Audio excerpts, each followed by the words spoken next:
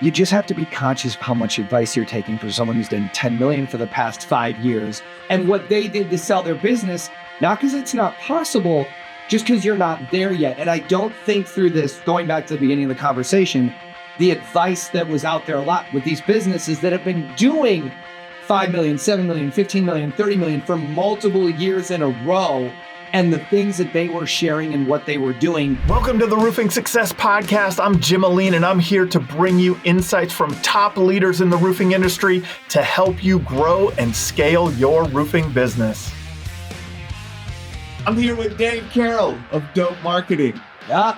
We're going to find out today when building to sell is bullshit.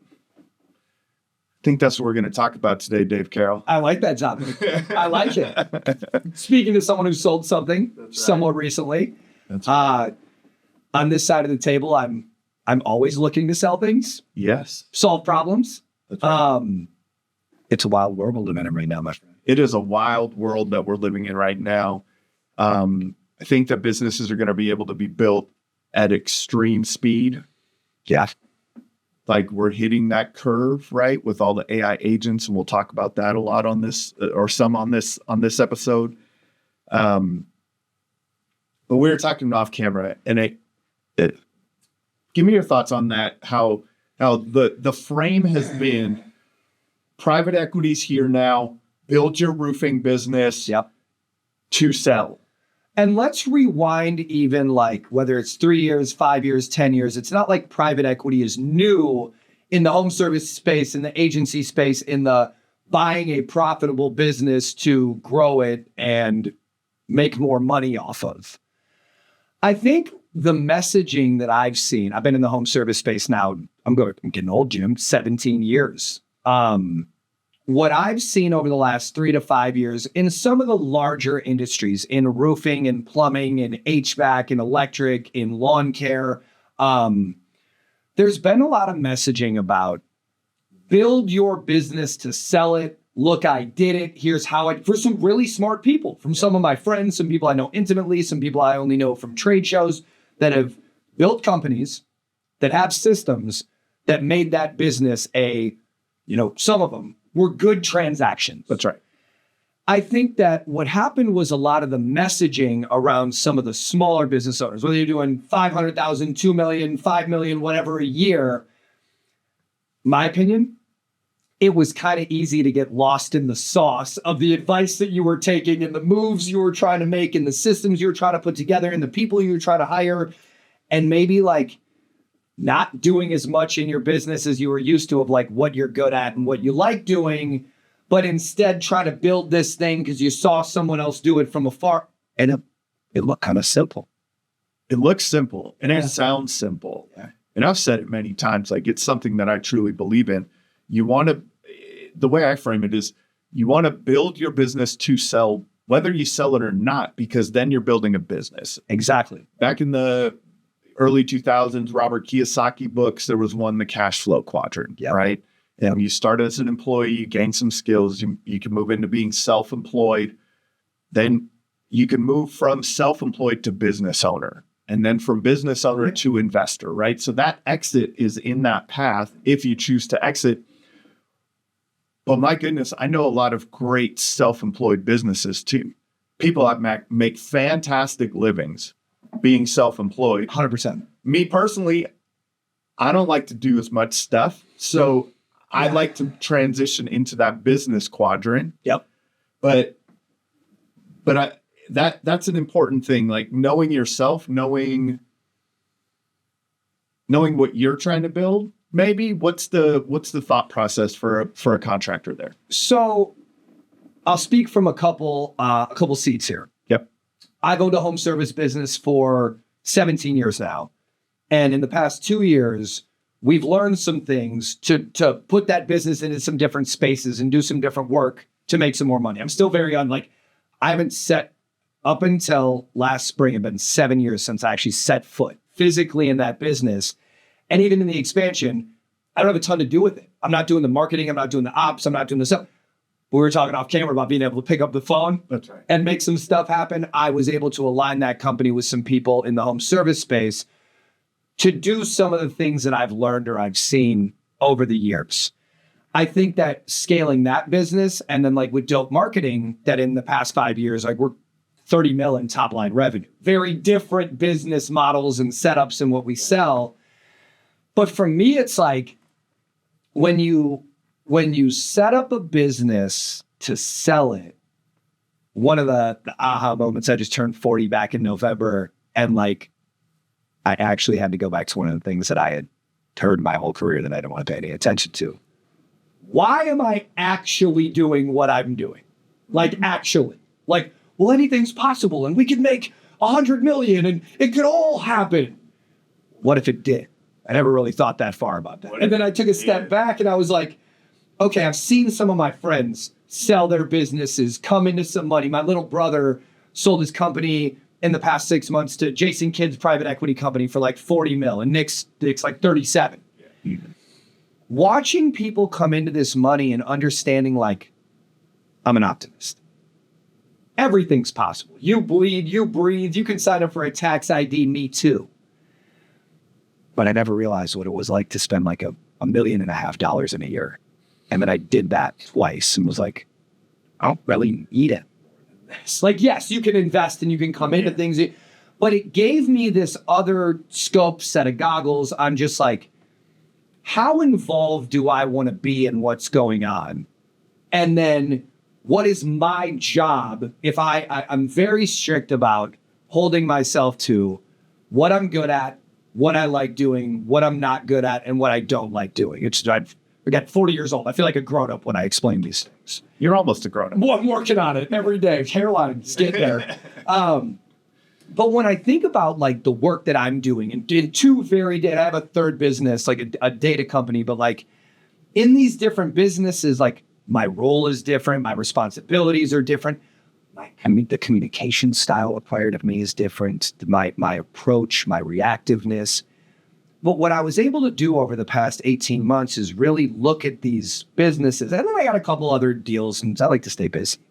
But like, what version of me is required? What am I trying to contribute? What's the exchange for what I contribute to get out of it? And what I realized was like, you don't have to have 100 things going on to hold yourself accountable and go, here's actually what I'm trying to do. So you had said earlier, Jim, like, we know a lot of business owners, whether you've been in business 3 months, 5 years, 10 years, you took over a family business that's been around 50 years, whatever it is. When was the last time you actually took a step back and was like, dude, I'm making $500,000-$600,000 or $200,000 or $2 million. And like, this is kind of okay.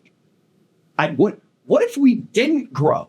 What if we didn't make any more money? What could I look at or optimize and make it even more simple to make more money off what we're doing or be able to have more time to help more customers to do this thing? You know, I've never talked to a business owner that doesn't want to grow. Maybe one or two here or there, but like very few and far between and I talk to a lot of business owners. Very, very few amount of times do I come across a business owner that's like, no, Dave, you know what? I don't want to grow. I don't want to make any more money. We're kind of good here. But if you're a business owner that says, I want to grow. I want to make more profit. I want to hire more people. I want to create, sorry, I'm spitting at you. I want to create more opportunity. It's like, well, what are you going to do that? We're going to grow. I think what, the world we live in right now, technology, where we're in Minnesota right now, people are getting laid off. The job market it's tough to get hired. There's a lot of really, really, really good applicants out there that like, I think that, as my attempt to be a responsible business owner, when I try to focus on that, how can I use all the changes that are going on right now with technology to meet some of the goals that I'm a little bit more realistic about myself setting? I want to go back to growth for a second.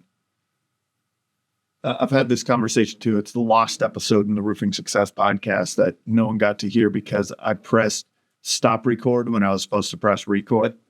One of those. And it was with Nathan Thibodeau of Contractor Coach Pro. And in his coaching journey, he got far enough into his coaching journey where he started getting his clients have gone through the full cycle. Yeah. They've grown. They've achieved goals that they never thought that they would be able to achieve in some cases, right? They're making that 500,000 a year, maybe $1 million a year net. And it's like, whoa, this is plenty enough. This is plenty enough. Now, it's hard to think about that when you're, just starting out and getting things going. But then your mindset has to shift. So what is growing when it's not about the bank account anymore? Yeah. From my experience, sorry, this isn't very prolific advice. I feel like I'm using that word a lot today.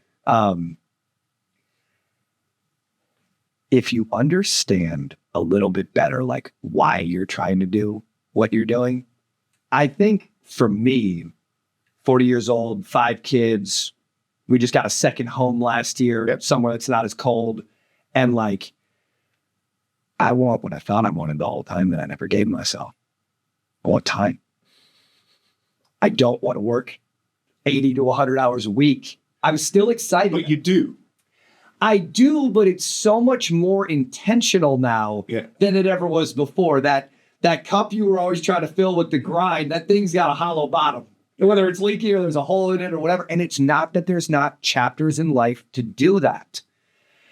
I think when I look at growth right now, it's how do you take more of what you're doing well and do more of that. Mm-hmm. And again, it's just nothing that I'm going to give you today is advice you haven't heard before. But if you really focus on stable growth, 8 out of 10 times, it's not a new idea. It's being able to actually look at some of the things that you're doing that propelled the growth at the beginning. And for me, anyone that's heard me on a podcast over the past 2 years has heard this, but one of my mantras was to have control is to give up all control. And what that means simply is being comfortable getting out of your own way and just knowing that if your hands were on everything, they would probably go more of your way. But is your way always the best way? The way that you're the most comfortable with? And I think that when we look at a lot of business owners that I talk to, they're okay with the decision being theirs because if it goes right, they don't need a lot of praise. And if it goes wrong, they can at least blame themselves and they don't have to go through all the motions of oh, why didn't you get it? Or what were your feelings? Or why didn't you understand? Or any of the frustrations that come along with that. I think growth for me was understanding insulating myself from the problems that happen every day, because that shit's frustrating. But when you're actually unbothered by it, you remove yourself from the Slack channels, you're not trying to bully into the meetings, the bullshit is going to happen every day because that's part of the reason that you get to make the money. That's owning a business. If you want, I always say running a business is hard. You know what would be harder for me? Working at McDonald's and understanding that I have to go here for this many hours a day. This is how much money I'm going to get. It's over there. And now I have to occupy myself elsewhere to fulfill. That's not that interesting to me. I'd rather take the problems and be able to fix them and deal with them to have the outcome that I'm looking for with my life. And I think with growth, for me, it was being able to identify some of the hard places to get out of my own way, because I like solving problems. But the way that I solve problems, I've learned, is really good for a new business in growth phase. My way of operating and solving things and communicating, it's not the best when you're trying to stabilize things or identify the things that work and make them more simpler or operationally efficient. I'm good at looking at what's wrong and breaking it more to fix it. And I think when I had the realization that more top line revenue doesn't equal more profit. We added $9 million in top line revenue to Dope Marketing last year. I made less money than I did if you add up the previous 2 years because we are a little too focused on what I thought growth was, but we didn't have the right attention on the systems, the processes, the organization, and the business. And this isn't anything that anyone hasn't heard before. I just hadn't lived it myself. Yeah, for sure. The grind is special in the beginnings. Yeah, it fills your cup. It does, but it's also what, in my opinion, it's what's needed. Like, you need that. Get out there and get it, right? Yeah. But when does that hole open up? And when do you need to fill it, right? Like, when do you need to plug that hole? And how do you determine, you had mentioned, this is what I think it leads to, is finding what you're good at, what your superpower is, and really living that every day. One thing I've been talking about lately is in business, you have pullers and you have pushers. A puller is someone that can come into a team or an org or however your business is set up, and they can create that drive, that grind, that want, that those are your pullers. You can't have too much pulling because then you'll get places that you don't want to go if you're being pulled in every direction of every good idea. Your pushers are the people that push the structure in the business that is led. So go visionary integrator. There's a lot of different forms or terminology with this in different operating systems. I'm a puller. I can look at shit and be like, okay, this makes sense. We can explain it this way. There's a bunch of people that need this. Let's pull them in this direction.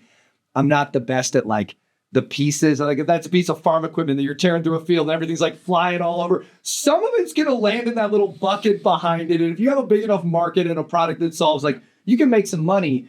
But all that shit flying everywhere, I create that more than I solve it. And your pushers are pushing those things into that line of getting it there. And so I think that being conscious, look, if you're a business doing, I'm going to use relative numbers here to your industry, but if you're a business doing $250,000 to $3 million in top line revenue, you just have to be conscious of how much advice you're taking from someone who's done 10 million for the past 5 years and what they did to sell their business, not because it's not possible, just because you're not there yet. And I don't think through this, going back to the beginning of the conversation, the advice that was out there a lot with these businesses that have been doing 5 million, 7 million, 15 million, 30 million for multiple years in a row, and the things that they were sharing and what they were doing, I don't think there was a lot of filtering of what parts of that applied to a business that have been open 1 to 7 years and just wasn't in the spot yet to be kind of focused on some of those things that were getting really publicized. And I think there's another aspect to it where when you do have a business of that size, multiple years in a row, and you're working in your superpower, which you have to be in those businesses. Yeah. You forget that. You forget a lot of, or you overlook, right? I did this recently down at the 7-figure agency. Yeah. So I coach multiple 7-figure agencies, digital marketing agencies. So they're the higher revenue ones. Yeah. I got sat at a table of people doing 20 to 40,000 a month. Yeah. More in a, they're still self-employed. Getting there, starting up, running with it. It's starting to become a business for them. And halfway through my advice, I was like, oh, I got to throw some asterisks on here. Yeah. Because I could hear myself talking as an agency that did multiple 7 figures. Yep. And the way that with our organizational structure and the team that we had and it wasn't the same it couldn't be the same conversation. And so just the advice that I was giving, it was fantastic advice. I really like my advice. I really enjoy my advice. I think I'm good at my advice. Absolutely. Right? I would agree. I really enjoy sharing my opinion, and I hope people follow my opinion, right? I hope they think it's smart too, yes. Right? But it was one of those moments where I went, oh, that may not be, I had to, at mid-sentence, man, I was like, oh, hold on. You're in a much different place. Now, when you do get to those 8-figure businesses and you've been doing it for so long, you see the path so clearly. Yeah. For them that they just haven't learned the lesson yet. So they haven't even learned the lesson. They haven't, you're using advanced lessons, right? They don't have that yet. And most of the time it's people. there's a difference between small businesses and large businesses. To me, it's people. Yeah. Right? Like that's all the amount of people, the caliber of people, the amount of people and caliber of people, yeah. right? The larger you get, the more you can attract higher talent. Also, at times, they see a bigger opportunity. The A player, 10X, or whatever you want to call it. You know what I mean? Yeah. And so, but how many people do you have to go to? I mean, you guys are at what, like 80 team members? Yeah, we were even higher before, but we've known each other for years, and I've seen your journey and the people who have come and gone in your business. Yep. Some who were fantastic. Yep. For the time, and and so there's this journey that you're on, and it's like, so in that learning, in that growth mindset, a lot of times we're missing or in listening to the higher level business owners, the not higher level, but the owners who own bigger businesses. Yep. Listening to their advice, a lot of times it's just not the right advice for where you're at. You still have to do that lesson.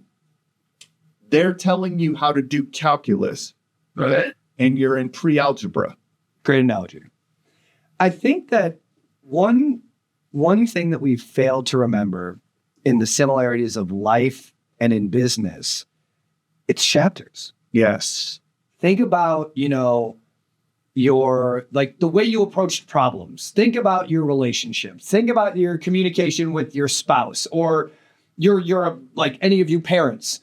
I've been a parent now 13 years. I'm a little better at it than I was 13 years ago. And I think that the chapters in life, as we get to know ourselves better, as we get to understand our goals better, as we just get better at setting goals. Yeah. For someone who has been habitually bad at most of their life at just writing a goal out and setting and being happy when I work towards it, is like those chapters in life, in business, there's a level of accountability that comes with getting a tax ID that we don't always realize that we're taking on that responsibility, because you can get stuck in the fuck for years and be in your own way to a point where you might want some things, but you're not making the decisions to be able to get them. And a lot of times, especially for entrepreneurs that are really good at like the startup part, like wearing all the hats and the getting excited and the stuff, the better you are at that beginning part, for me at least, the harder it was to like get out of my own way and some shit and just admit like, yeah, I might like doing this, but I'm actually not very good at it. Or the way that I communicate and operate, I'm actually a little more in the way of things getting stable because I'm constantly coming in with like, let's tweak this, or what if it went this way? Like, when you don't give an idea enough time, how are you ever going to get to the end of it? You're constantly like messing with it the whole time. And I have that habit. And so I think that like having awareness about the chapter that you're in, whether it's giving advice or taking advice, when you get out and ask questions, or you brain pickers out there, like, hey, I want to get in your head. I want to pick your brain. I want to ask you something or whatever. It's like, are you asking advice about where you're at right now, or about where that visionary part of your brain wants to go and where you could be to not even be able to take the thing? You're sitting at this table with Jim, you're doing 20 to 40K, and you're like, what do I do with my taxes when I'm at 10 million? I'm just trying to plan and get ahead of this. It's like, slow down, Jimmy. I think that we as business owners, entrepreneurs, founders, I've done stuff where I've made 5 figures. I've done stuff where I've made 6, 7, 8 figures. I have things going on right now where I'm just trying to make 5 figures off something. Yeah. And I think that we were talking about this off camera. The version of me as I'm doing some consulting or getting into these other businesses with growth strategy, that's a very different conversation of when I have to put on my CEO, founder of Dope Marketing. So we're hiring a CEO if you guys know anybody. But when I have to put on my CEO of Dope Marketing hat, that's a very different conversation than I'm working with one of the businesses I'm consulting with, or when I'm looking at where I can contribute to anything that I have going on. And I used to approach things a lot more like, all right, I'm going to be a little crazy, but it's going to be good, so you have to deal with it. That doesn't work for anyone else except you. Yeah. And so as you get more towards like, where do I actually contribute at the highest level? It also goes into understanding where you're at and what advice you need, what help you can get, what questions you should be asking for the chapter that you're in. That's great. One of the things that I think you run EOS in some of your businesses, we've run EOS, and so to me, this exercise is that delegate and elevate exercise. It's the 4 quadrants and really defining what you're good at and what you love to do. Absolutely. And then depending on what stage in your business, there are things that you're going to suck at and hate to do that you're still going to have to do. $1,000,000%. At certain parts, in certain stages of your business. Correct. But then as you grow, you can say, okay, that's where I need to take myself out of. Yeah. So what we're looking for is inefficiencies in ourselves, In our team. and then in our team, and the realization of these inefficiencies is what those iterations get built on in your business, and how you just keep getting better and better and better and better. And my goodness, that's some things are changing, man, these days. I call it the efficiency reckoning. Marcus Sheridan gave me a hard time about that because I like to use big words. Yeah. Because I like to use big words. And like, and I tell him, look, man, I failed 7th and 8th grade in school. I had to take refresher high school English. I like big words. Using this vocabulary, I earned That's this. right. That's right. Like I know a couple of these words now. It took me, a long time to learn some of these words. But I think that's what's happening right now. It's an efficiency reckoning. And Yeah. with the advent of AI, how have you started looking at the implementation in AI into your businesses? So I spend a lot of time with my homie Claude during the day. On the weekends, I'm talking about 4 to 6 hours, weekday, anywhere from 1 to 3 hours minimum. Just getting back and forth. We're getting to know each other every day better. And it's amazingly powerful. One of the exercises that I did for any of the companies that I own, that I consult with, is like, what are the things that are completely dependent on me? Where if I didn't show up for a week or a month or whatever, what are the things that would actually break if I was gone? Because you're the linchpin, whether you like it or not. Like in most businesses that I talk to, that I come across, that I own, I am kind of the catalyst of most of it. And it's part of the responsibility. I'm trying to work myself out of that. Yeah. And for anyone that has felt in that place or wants to do it, one of the really powerful things that I did is I first made a list of, if I didn't do this, this is what would happen. And that list is probably a little bit shorter than you think it is if you first make the list of like, here's everything that I have my hands on. But then you take that list and you go, but Jimmy kind of does some of this, or John kind of does some of this, or Sarah does some of this. And so like maybe in my head, I think that I'm contributing a little bit more. Maybe there are certain things that are like, I'm actually kind of messing this up and I'm in the way more than I'm actually helping. So I think it's there's this exercise, and I'm not good with like the acronyms and the call outs of the books as much. You guys will probably know this better than I do, but like, there's a time tracking exercise. I think it was in a Peter Drucker book, like the amazing executive. I'm terrible with this stuff. It came out in the 80s. But like Peter Drucker is the author. I know that. There's an executive time tracking exercise that takes about 2 weeks. And what you do is you just keep your notepad, your Google Doc, your whatever, and you have a timer that goes off every half an hour through the day, through your 8-hour day, 10-hour day, however often you're working. And every half an hour, there's a little form you fill out like, here's what I just did for the last half an hour. And it's painful. Imagine going to your leadership team or your employees and be like, things have been hard lately. Money's tight. You're coming out of the winter. And now you're like, hey, I need you to track all your minutes. And everyone's like, dude, Dave, fuck off, dude. I'm not like, what, are you going to fire all of us? No, it's, I did it for myself. And we've rolled it out with the team, or we're starting to roll it out with some of the different companies. If you hold yourself accountable, whether you work 10 hours a week, 40 hours a week, 80 hours a week, I know we're all in chapters of that, is like time tracking what you're doing. And let's say it's not all your employees. If you have like crews in the field, I'm not telling them like write down how many whatevers I did, shingles I put up or pipes I fixed, but I'm saying more like the people that run the operations of your business. If you asked them what their job is and where they spend their time all week, and then you made a list of what you think they should be doing and where they should be spending your time, I have bad news for you. It's probably 2 very different lists. And so if you can start with yourself and understand, like, where am I spending my time? The output of that will be like, Where am I contributing on the highest level? And then on the other side of that, which is really good, is like, where are the gaps? Where are the blind corners? Where are the blind spots that we're just not seeing what's going on? Then you're looking at your org chart in your business, your office manager, your ops manager, your production person, your selling technicians, your marketing staff, your sales team. Where do they fill this in? Now that chart of like, what am I good at? What do I like doing? What am I not good at? What do I not like doing? It kind of starts to fill itself out. And now I think a lot of you watching this are to the point where like you've hired people. No one is, maybe some, but like most people are not looking at hiring their first employee that are watching this, I'm assuming. Yeah. Before we carry on with the episode, let's give a shout out to one of our sponsors. Roofers, let's get real. You're great at building roofs, but are you great at building a steady stream of leads? That's where Job Nimbus Marketing comes in. They know the roofing industry inside and out, and they'll help you dominate Google, Facebook, reputation management, and everything in between. If you want more quality leads, more booked jobs, and more growth, visit the link in the description or the sponsors page on the Roofing Success Podcast website.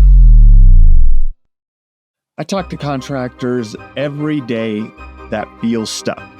Not because they're not working hard, but because they're missing the structure to growth without chaos, or their culture's falling apart because their team's unclear, unaligned, or just burned out.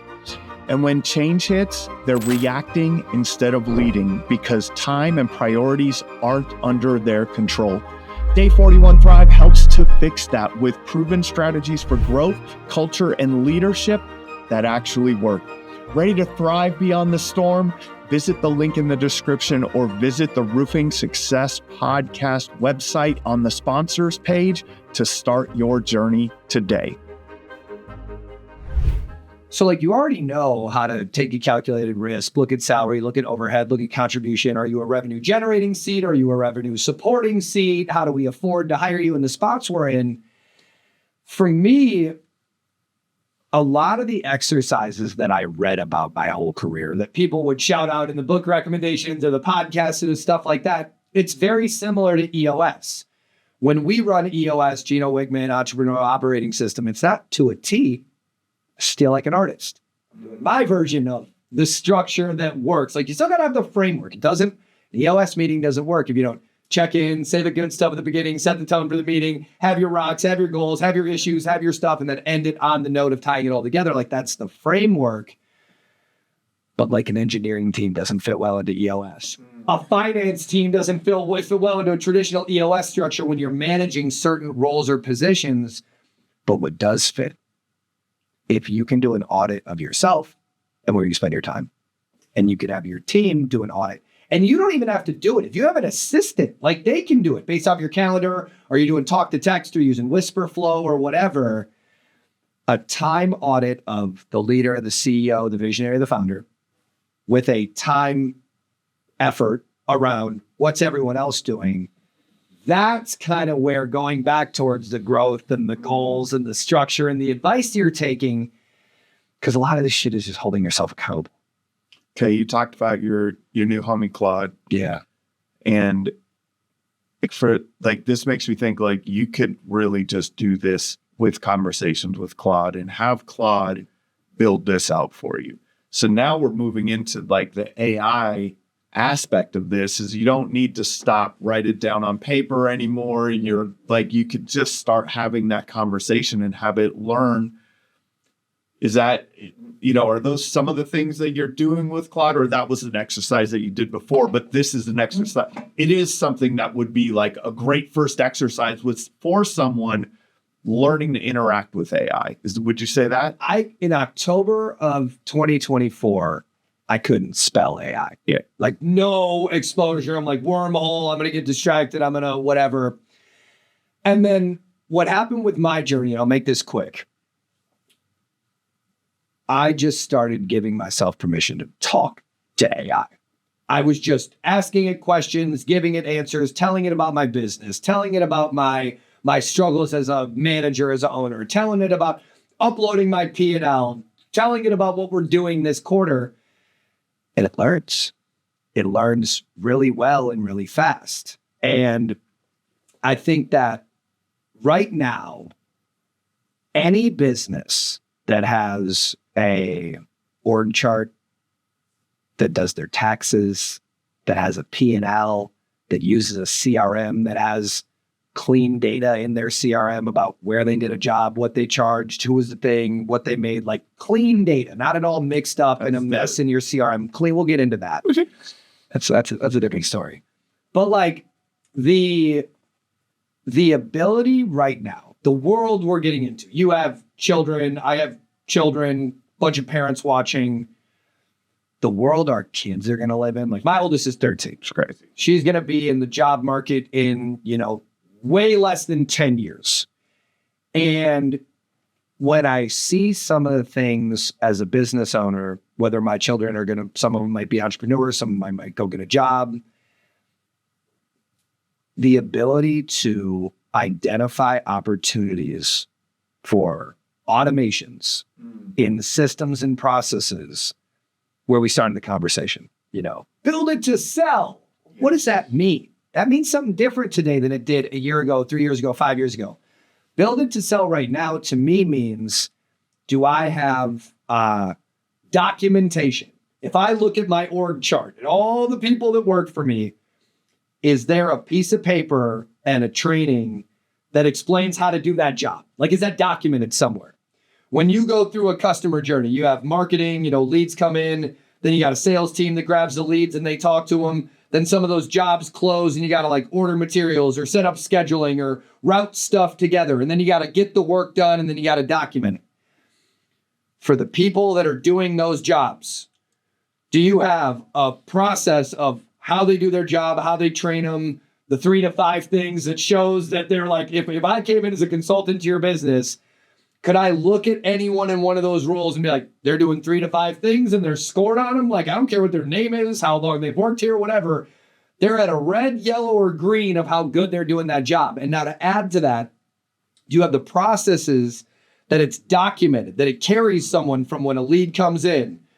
Then they get passed over here, what happens? Then they go to sales and they get talked to and they buy or they don't, or they're in a holding pattern. What happens there? How does it come over here? So not just the people being trained on how to do the jobs, but the documented processes in the business. Because Jim, if you have that, you can automate a lot of your business with AI. As broad of a statement as that is, like if you have that framework of what I would define as a structured company, you have an org chart, people have salaries, they know their job. If the owner or that employee asked each other, like, what do I do? They would both be on the same page. Like if you have that and you're talking to this, there's a lot you can do. Where I think about the more structured a business is, and the more you have it documented, I think that's where people were missing. When we were taking advice from the people, 10 million, 20 million, 50 million selling, they're like, EBITDA, profitability, all this, very important things. But they weren't talking as much about how to get out of the 500 to 3 mil and the stuff they learned to where they're working on now, optimizing the things. Because I think what got missed, or what I didn't see a ton of in that coaching or training that has been out there, that's really good stuff, is like, what do I do to create my org chart? How does everyone have the right title? Where's the documentation or the meeting structure around like, yes, I understand I have to hire 10 CSRs and 4 customer service agents and 8 salespeople. How about like the hiring process, the interview process, the disc analysis, Clifton Strengths, Myers-Briggs, understanding what type of organization is your business and how do you communicate and how do you hire into that? What do you look for? I got receipts, 7 figures of hiring the right and the wrong people to get us to where we're at right now. And I love them all equally. They were all part of the journey. But it's like really identifying, I think, getting a little bit more granular in what's required. And this is what's so exciting about the AI world that we're in. You could literally like open up, anyone not using Whisper Flow, you take a jet, WISPR Flow. Whisper Flows like crazy visionaries like us do the talk to text, but it summarizes it all and like puts it together in something usable. So I'll just be driving into work with this thing, asking me questions back and forth on speakerphone on my Bluetooth. Like Ask me about my goals in my business right now. Ask me about, I'm going to download from ADP or wherever my org chart lives. Interview me about all my employees right now and what they're doing right, what they're doing wrong, where I think their job is, and then ask me questions that will generate a list of questions that I can ask my employees about their understanding about where my vision is. And like you just, sorry, I said that kind of fast. You just kind of go. Yeah. This thing is your business therapist, coach, consultant. And the more you tell it about who you are, how you operate, how you feel, and then complement it. The other thing everyone should be doing nowadays, Fathom or Otter, every one of your calls should be recorded because, one, if we didn't learn anything from the Epstein files, you should be watching out what you're putting in your emails, for one. For two, it's like recording everything. You can actually take your brain and put it in this thing. Yes. As crazy as that is, as scary as that is, as powerful as that is, imagine how much, let's say you were going to go hire the best coach, the best consultant, the top person you're going to go find, Warren Buffett, Alex Hormozy, Charlie Munger, Gary Vee, whoever your person is that you would, what was his name with Jay-Z, $500,000 or dinner with Jay-Z, keep your $500,000. That's right. Imagine if you could afford to hire that person and you could give them a summary of every phone call you had for the past 6 months and what you covered and how you communicate and the direction you were going. You can take all of that, put it in one place, have AI, Claude, whatever you call it, read all that, ask you about it, get aligned, and then give it your P&L. And be like, here's the services we offer. Here's how much we make off it. Here's the time of the year that we're busy. Tie it together with my last 6 months of phone calls. Like, what do you think is going to come out? Fantastic things. Magic.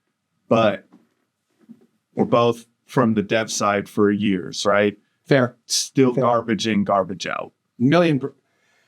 I'll Even caution more, that. a little bit maybe, or less. I think it's less. Okay, so when we talk about garbage in, garbage out, that means like, in the past 3, 5, 10 years, if you want to build a software project from two guys on the side, you could go to overseas. You could go to South America. You could go to Ukraine. You could go to India and get a cheaper deal to write bad code that didn't really work or couldn't scale. More bad code in, bad usability out, for a relative example. Yep.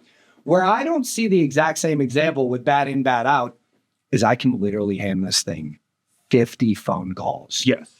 Of everything, bad, good, ugly, beautiful, all of it, and tell it, here's 50 phone calls, and I'm kind of crazy. Yes. One thing I did, whether you use Myers-Briggs, Disc Analysis, Clifton Strengths, every one of our employees, we went with Clifton Strengths through Gallup. Clifton Strengths is a self-analysis. You take 200 questions, and it tells you it's scary, like how you think, how you operate, we took all that, had all our employees do it, put it into Claude. And now like managers can have hey, I got to meet with Jim. I got to do a PIP. Here's Jim's performance review. Tell me how to communicate with my style, with Jim's style to get the results that I want. You can take that concept further because now good in, good out, bad in, bad out. If you give it the right guardrails. And again, I know this is going to go over some heads, but it's not that hard to do. Yes. If you give this thing the right guardrails and you got 50 of your call recordings in a Google Drive folder, just the transcripts of your calls, you can write a prompt, and it's not that hard to do this. Hey, I'm Dave Carroll, founder, CEO, Dope Marketing. I got a little bit of a hot mess for you, Claude. I got 50 of my phone calls. This is with my leadership team, with my wife, with my priest, with my whatever. And what I want you to do, just get to know me. Get to know me, take the points, go about this as if you were a top business analyst for a SaaS company that's grown to this amount that has this many employees. Like, you're telling it your stuff. That's right. So you can give it the bad with your explanation. But then what you got to do, AI is like your third grade teacher. It thinks you're a perfect, special little snowflake that does no wrong. You constantly have to have it challenge you. Because one thing that I saw with ChatGPT versus Claude, of one of the reasons that I made the migration, I haven't logged into ChatGPT in a month. I constantly, every time I give it something, I say, now fuck me up. Yeah. Look at this objectively any considerations, poke holes in what I'm saying, never tell me I'm right. Unless you agree that I'm right based on what I'm giving you. I'm never getting AI to give me an answer. I use AI to therapeutically work through things so all the other people that I've had in my career, whether they're still with me or they're not, all the hours that I've spent trying to explain my vision, I put it here and I tell it, I have to go explain this to this person. Yes. Here's how they are. Here's our relationship. Here's how they operate. And I let it guide me. The thing about data, though, on another part of it, right? So that's it's so good at pulling context. You're completely right. Like, it will tell you what you want to hear. 100%. Right? So you got it. That's a little bit of a garbage out, right? So if you're not telling it, talk to me in this way, poke holes in it. Don't just tell me I'm the most fantastic roofing contractor that ever existed, right? Like, then, but on the other data side, just to get into the real data, right? Like, real data, a lot of roofing contractors don't use their CR, or their teams don't use their CRM properly.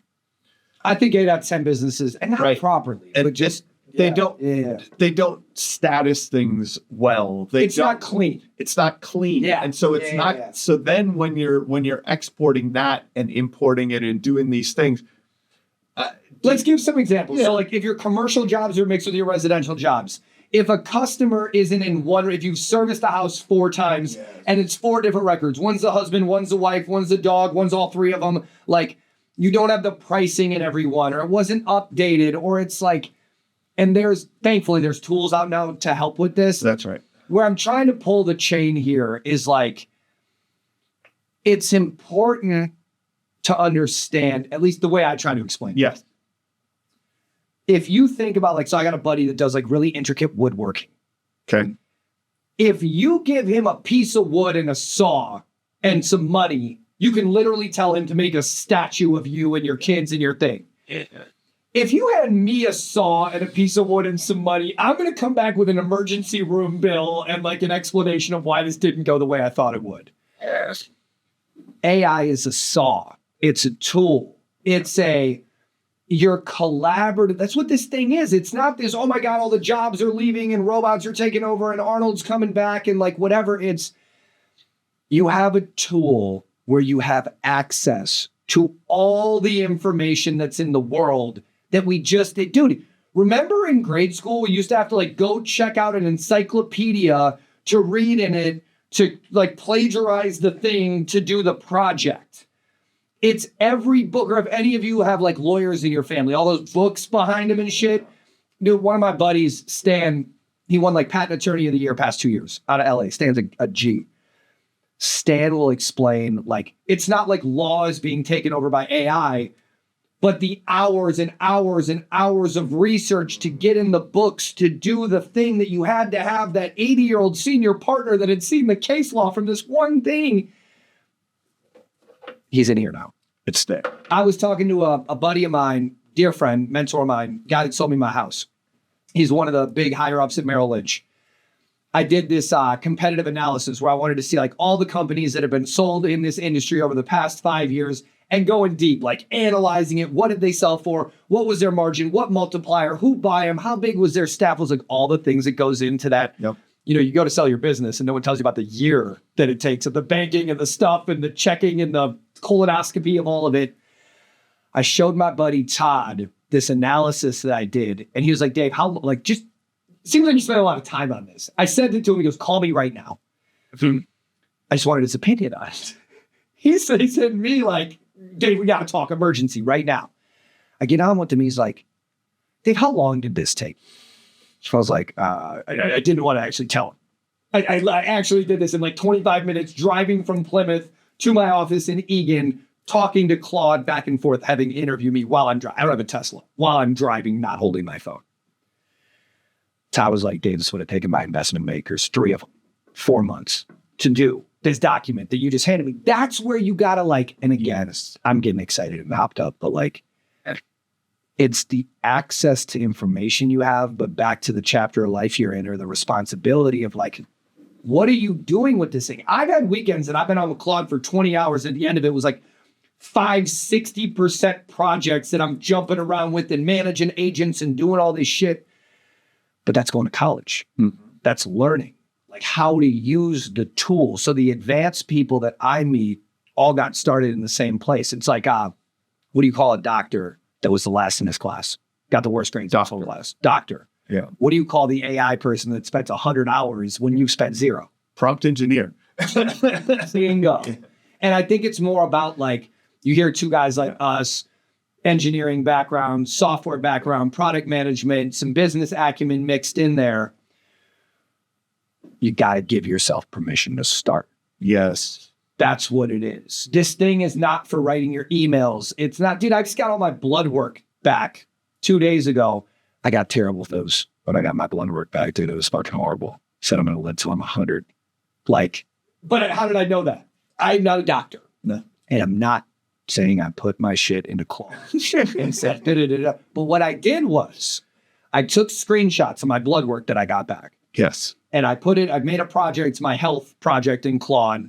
It's what I talk to about my workouts and my diet and I just talk to it. A trainer's expensive. A personal whatever in health, a nutritionist, all that is expensive. I took screenshots of my blood work and I go, I know you're not a doctor, but I have to go talk to my doctor about my blood work. Please explain my blood work to me like I was a 3rd grader so I can ask some questions about my health so I understand. So Dave, we have great news. Your testosterone is it's crazy high for a dude that's 40. Your vitamin B12 is a little bit high and your vitamin D is low. And then it went through the blood work, each page, and said, here's what it says. Here's kind of what it means to you. Here's some questions to ask. Yeah. Did I say, Claude, ChatGPT, tell me my blood work so God forbid there was a bad spike or something and it said something scary? I'm not like, oh my God, it says this. But I'm ahead of my doctor's visit and I'm more educated because what did I do?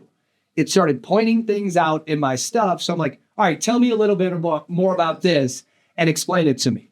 How does this relate to this? If I'm kind of looking at longevity right now, I want to be able to, in 40 years when I'm 80 and my youngest son is 43, I want to be able to go on a run in Italy.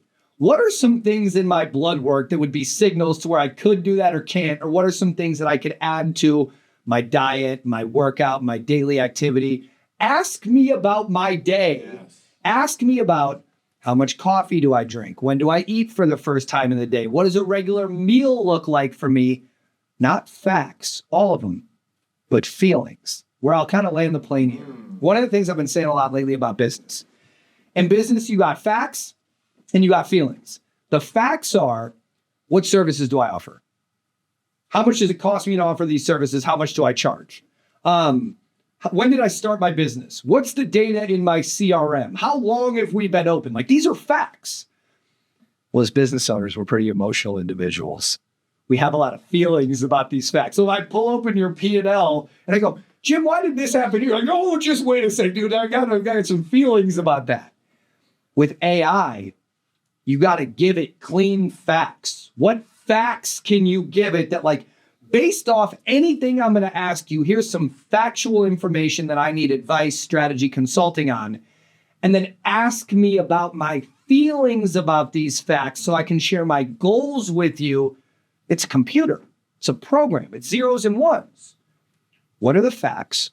Here are my feelings. Here's my desired outcome. Guide me to the result. Because historically, we used to pay $100 to thousands of dollars an hour for that advice. You watched the Hermosi and Tony Robbins thing? Yes. So I sent it to like 20. I sent it to you, right? We were talking about it. I was like, that was therapy for me. Yeah. Watching Alex going through what he was going through and watching Tony, one of the best therapists, interviewers, personal coaches, the whole thing. So what did I do? I took the YouTube link. I got the transcript of the whole thing. I created a project. And then I gave it a bunch of my phone calls and my goals and my little stuff that I've worked on. I go, Claude, I just watched one of the most powerful interviews I've ever seen in my life. This guy, Alex Hermosi, I could feel myself in his seat for the advice he was getting, but I would have asked some different questions. Can you take everything you know about Tony Robbins and this interview, take everything you know about me, and I want you to ask me 5 questions every morning that gets me going like that. And I got Tony Robbins here on my phone talking to me, and it didn't cost me $50,000 like it would to fly out and see Tony. Yeah. it's so fascinating. What should we call it? The democratization of knowledge. You and your big words. That's right. Me, my big words. We got it. Yeah. I get to use another big word. It's when you say something like that, the collection of information to share it with all, regardless of where you're at. Is that what I'm hearing? Yeah. So there's 8.2 billion people in the world. And I'm not going to say you can't do anything with a free account on ChatGPT or Claude or whatever, but less than 2% of humans on the planet have a paid account. And that shows the gap. If AI is a 10, this thing is a cheetah. It's moving every day and running, and I got terrible news for you. If you had 80 hours a week to keep up with it, that would be a full-time job. You couldn't run your business to come out every Nano, Banana, Claude AI, open source, Claw bot. It's all changing so fast, you could not keep up with it if you tried. The average business owner is at a 1 to a 2. They got it on their phone. They look at it to write an email. They ask it a question instead of Google. Like, bad news, everybody. Claude and ChatGPT are not Google. That's not what it's used for. It's not a search engine. They have a feature that's a search engine, but that's not what it's for. When I look at the average business owner being at a 1 to a 2, what I mean is that's how advanced you are. That's how much time you spend. It'd be like me trying to put a roof on a house or install an HVAC system or whatever. Like, I don't know how to do that on my own. It goes back to the permission that you're giving yourself, because you only need to be a 3 or a 4 to be operating at a very high level with this stuff. Like, definitely. Yeah. And what advice would you have? What would be the first thing you did if you were doing it over for people listening that are just using it as a search engine? Yep. Like, okay, from a business perspective. Yeah. Right? Like, let's say, but a business perspective that could be that we could layer this over and say, okay, now I want to talk about my health and do it the same way. I could talk about my personal, goals the same way. Like, but let's put a little framework together that's like, okay, this is the framework I'm using that then that I copy into all aspects. I would turn the mirror. Okay. You're not searching outward. You're not asking ChatGPT or Claude or Grok or whoever, what is this? You're turning it inward and you're having it ask you more about yourself. No matter what platform you're using, there's a project functionality. Get on whatever your tool of choice is. My recommendation, if it is March 11th, 2026, when we're recording this, whenever it comes out, I would get on Claude. If I was starting today, I would get on Claude before anything else. And I would say, Claude, I'm just getting started using you. I watched this podcast. This one guy was yelling a lot. Jim was asking great questions and saying huge words.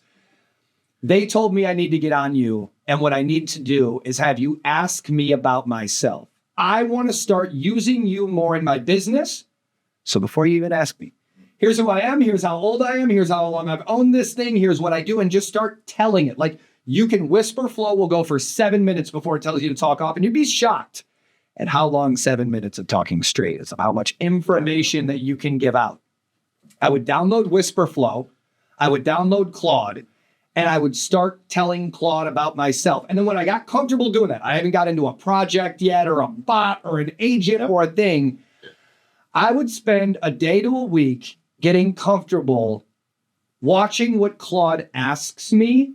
And then based on what I give it back, what it knows. And then get comfortable about that. Not searching, but going, what's the one with the big words? Introspective. Yeah, like with that. You only went to 9 high school, so got a couple words. Yeah. If I can be more introspective and have AI, if my objective right now would be turning the mirror, how can I get my AI of choice, should be Claude, to know me better than it does right now? Well, how do you do that? Turn the table again.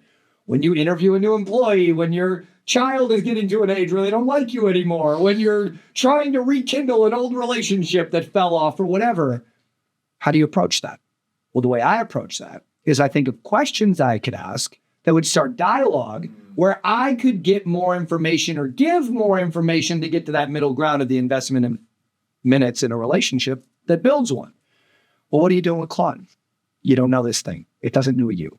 Let's start a relationship. How do you do that? Let's dating. We're on our first date. I remember one of my ex-girlfriends told me they had never heard someone talk about themselves so much in their first date. So I might not be the best example ever. But you're perfect to talk to Claude then, because you like to talk about yourself to Claude. And that's where I think, let's take that and run with it for a minute. For sure. Me to a fault is a visionary. Can anyone else relate to being a visionary? You know what doesn't get exhausted when you talk about yourself and what you have going on and what your plans are and conquering the world and the thing and measuring your almonds like Tom Brady, whatever else you're doing is like, you gotta give this thing the inputs because the more you're talking to it, and you might not be able to talk to it all the time. That's why you're getting on Fireflies or Otter or Fathom or whatever. Yeah. Because you're not only telling it about the business when you give it your conversations, it's picking up on your communication styles, your reactiveness, the more open you are. I still am polite to it. So if it does take the world over, it knows that I was one of those things that said good morning and please and thank you. That's coming. But like, in all seriousness, the more that you use it therapeutically is the further that you'll get and the more comfortable. Because how do you get comfortable with something? Well, you do it more than once. What made me really comfortable with using AI was when I would give it something, I would ask it about it, and it would get it right. And I'm like, oh, and here's what's beautiful. It's not 6 months ago. It's not a year ago. It's not 2 years ago. Not that this thing will never get anything wrong, but that's why you can't talk to it. Like, I'm a roofing company that's been open 5 years. Build a business model for my roofing company that's in this area and that does this much revenue. And then it makes a document. You don't read it. You show it to your team because it looked cool. And they're like, you're giving me, oh, great. Dave's got another AI doc today that he's half wrong and didn't do whatever. The job is giving it stuff, talking to it, reading it, telling it what was right or wrong, giving it back over and over and over. Awesome, man. This has been fun. We'll do it again sometime. This has been another episode of the Roofing Success Podcast. Thank you for tuning into the Roofing Success Podcast. For more valuable content, visit roofingsuccesspodcast.com. While there, check out our sponsors for exclusive offers, shop for merchandise, and sign up for our newsletter for industry updates and tips. Also, join the Roofing Success Facebook group to connect with other professionals and stay updated on the latest trends. If you enjoyed this episode, please subscribe, like, share, and leave a comment. Your support helps us continue to bring you top industry insights. The website link is in the description. Thanks for listening.